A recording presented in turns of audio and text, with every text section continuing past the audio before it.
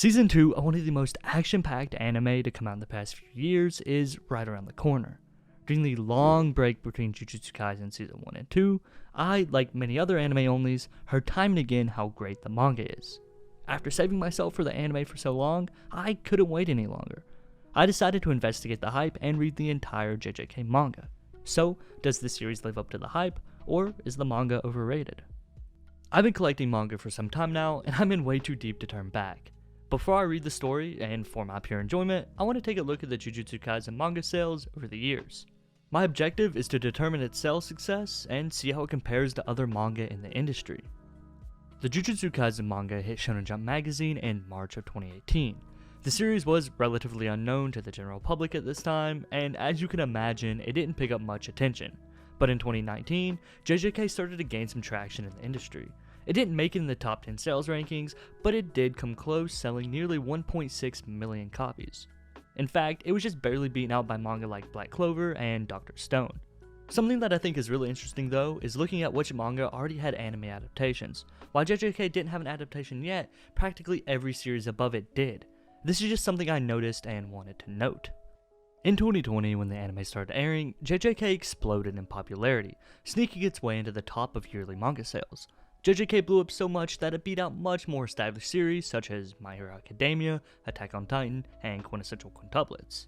This can be partially thanks to the anime airing late that year in October, but still impressive nonetheless. There's no doubt that the anime gave the manga sales a nice push, but JJK had to be doing pretty well already to make it in the top 5. With its monumental rise in 2020, JJK continued to build on its own momentum and dominated the manga industry in 2021. JJK was so big it overthrew Demon Slayer as the #1 selling manga with 30 million copies sold. This year, JJK continued to beat out insanely popular series like One Piece and Chainsaw Man. Surely, JJK couldn't stay at the top of the podium for 2 years in a row, right? Well, 2022 was another amazing year for JJK, selling 12 million and staying in that #1 spot. This chart gives a better representation of Jujutsu Kaisen's success. At the bottom is the volume number, and on the left are copies sold. As you can see, JJK had a slower start with Volume 3 surpassing the 125,000 mark, with most of the sales happening in Week 1, which is the dark blue part. For the most part, sales were consistent up until Volume 13. Around this time is when the anime started airing, and as you can see, sales per volume increased by an insane amount. Being able to visualize the jump in sales really puts into perspective what the anime did for the manga. With such monstrous sales and a massive audience, it's clear to see why some might consider JJK overrated, purely due to its sales over such a short period of time. But sales alone aren't enough for me to say whether something's overhyped or not. For me to do this, I need to actually read the story. So I did. After catching up to the manga, which has 226 chapters at this time, I can honestly say that JJK is pretty good. Yay! Of course, it's not the best manga out there, but it's for sure one of the most entertaining that I've read recently. I'm not going to go super deep into the story because I want this video to remain mostly spoiler free, but with that being said, let's talk about one of my favorite aspects of the manga, the art. I'm in no way an artist, so don't expect some critical analysis. My brain likes cool characters fighting on a page, and that's the extent of my knowledge. The series' art is incredibly intriguing. JJK's style in the manga is so unique, it's difficult for someone who isn't artistic like me to describe it. More than that, I was surprised by how drastically different the art in the manga was from the anime. I personally like the darker, sketchy, grungy, whatever you want to call it art style. It definitely fits the story, especially in later arcs where the story takes a dive into much darker themes and tones. As the story progresses, the art resonates with me more, and of course the longer the series goes on, the better it looks. I also love how the art flows with the fights. The characters' motions feel fluid, yet they carry immense weight behind them. The sort of grungy art just adds to the already amazing fight choreography. You can feel the impact behind every blow or technique. Gege Akutami does an amazing job showcasing the world and the characters in every fight, and you can tell there's a lot of passion behind it. I could rave about JJK's art all day, but where it really shines is its storytelling. Jujutsu Kaisen's story is truly special, and I can see why so many people flock to it. There's just an essence to it that I can't describe. JJK scratches this itch in my brain that keeps me coming back for more. Sometimes I feel like an addict that can't stop reading.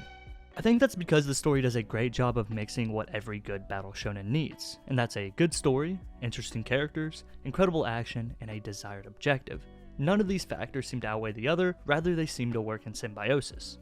Gege tries to blend every element of the story in just the right amounts, and for the most part, has succeeded. JJK's balance has stayed consistent throughout the manga, but lately, I feel there's much left to be desired. More on that later. In general, the story is remarkably consistent, especially for a series of its length. I wouldn't say it's on the level of a manga, say like One Piece, but it's consistent enough to keep me invested in the characters and the world. JJK's consistency has led to some of the best arcs that I've ever had the pleasure to read. There are 2 major arcs that I genuinely believe are almost perfect, and back to back as well. Of course, those are Gojo's past arc and the Shibuya incident arc. These 2 storylines are peak JJK for me. In such a short period of time, there is so much development within both the world and characters. These arcs also mark JJK's tonal shift and justifies its place in the Dark Trio. This is where the dark side of JJK truly begins to shine, and if you've read the story, you know what I'm talking about. Needless to say, these arcs are what really hooked me on the story. Coincidentally, these are the arcs that will be airing during this summer's anime season. However, with every high, there comes a low. One of the most recent arcs, the Calling Games, was not my favorite. Don't get me wrong, I still enjoyed the arc and the series a ton, but I couldn't help but feel the story seemed to be a little rushed. Where the Gojo arc and Shibuya took their time and gave us some downtime between the high-octane scenes, the Calling Games is just a non-stop freight train of action. While it fits within the story and the events that have transpired, it left me missing those moments in Season 1 where we would see the characters just live normally.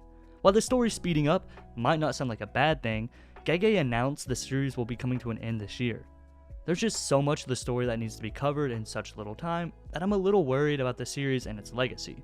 If Gege truly hopes to end the series this year, that means we have very few chapters left, and as it stands right now, I worry the story will have a somewhat unsatisfying ending if it concludes so soon. Aside from my concerns about the story's pacing, I cannot express my love for JJK enough. Understand that this criticism comes not from a place of hatred, but love for a story and world that means so much to me. Along with amazing art and story, Jujutsu Kaisen has one of my favorite power systems in manga/anime. Over the course of my reading, it slowly has become one of my favorite aspects of the story. Put simply, cursed energy is just so damn cool.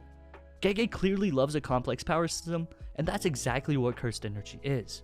While unrealistic, cursed energy feels surprisingly grounded. Gege goes to bat to ensure every technique is somehow bound within the confines of reality, and uses complex exposition to explain the science of the cursed techniques.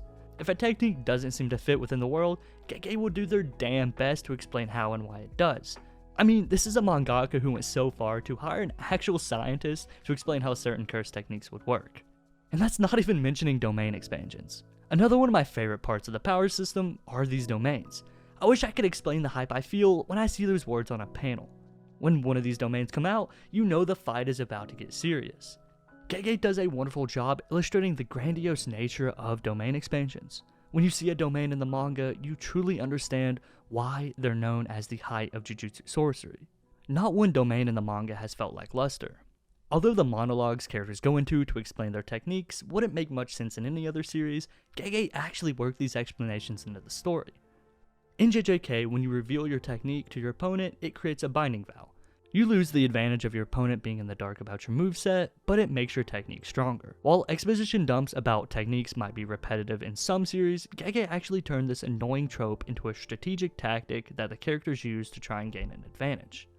I will fully admit, cursed energy is not perfect. In the world of Jujutsu Kaisen, techniques aren't cut and dry. They're usually complex, and a variety of factors determine their success and how they work. Although explanations behind each technique is masterfully woven into the story, the long explanations can sometimes be confusing. In some instances, it would be nicer for Gege to show rather than tell. It would allow for better pacing during fights and a chance for readers to work out the techniques on their own. For example, Hikari. He's a character you meet much later in the manga and has one of the sickest, that is, at the same time, one of the most confusing techniques. Without spoiling too much, his domain deals with gambling. His whole domain is up to chance. If he hits a jackpot, he obtains unlimited cursed energy for 4 minutes. During his whole domain reveal, it felt like too much was going on at once. I might just be an idiot, but it took me a little longer to understand his technique. Aside from instances like that, the JJK power system has become one of my favorites. Finally, let's talk about Jujutsu Kaisen's characters. JJK has some of the most interesting and badass characters I've ever seen. Of course, we have the fan favorite Gojo. Everyone knows and loves him. But we also have characters like Maki Zenin. Her clan, who runs the Jujutsu world, hates her because she has no cursed energy. She was told that she would never be able to be rated above grade 5 and that she will never have success because she was a quote-unquote failed child. With all odds against her, she still became one of the most powerful and influential characters in the series. We also have characters like Kashimo, who have never revealed or used their ability because of its insane condition, but he's still able to go toe-to-toe with Hikari, who is arguably one of the most busted characters in the verse. There are so many characters like Megumi, Nobara, Nanami, Yuta, and Choso who are insanely captivating because of their motivations and characterization. It's not limited to these guys either. Every single character has something truly unique to them, and I'm sure almost anyone will be able to connect with a character whether their role is big or small. How the series sets up and pays off character development makes each character feel alive. It truly feels like they belong in that world. Just briefly touching on cursed energy again real quick, each technique is unique to its user, and I feel that in many instances, you can tell how their technique has shaped them as a person and character.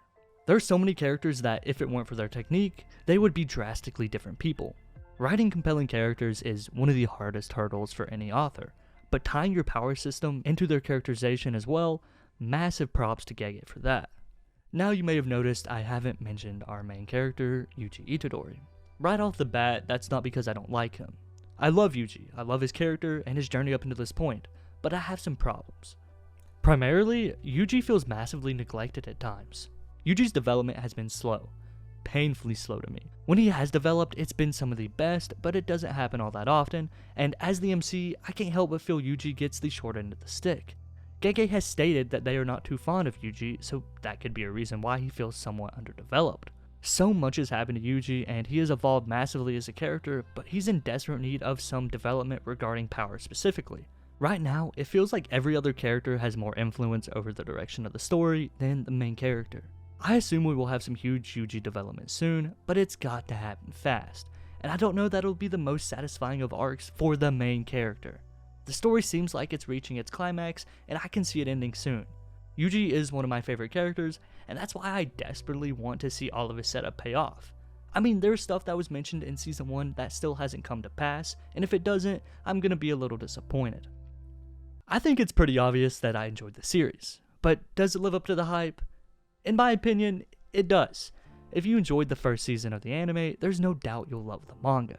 Of course, Jujutsu Kaisen isn't a perfect series, but it does its dues well. Up until recently, this series was incredibly consistent. The pacing has just been my main issue. Ultimately though, I would thoroughly recommend JJK to anyone who's a fan of Battle Shonen.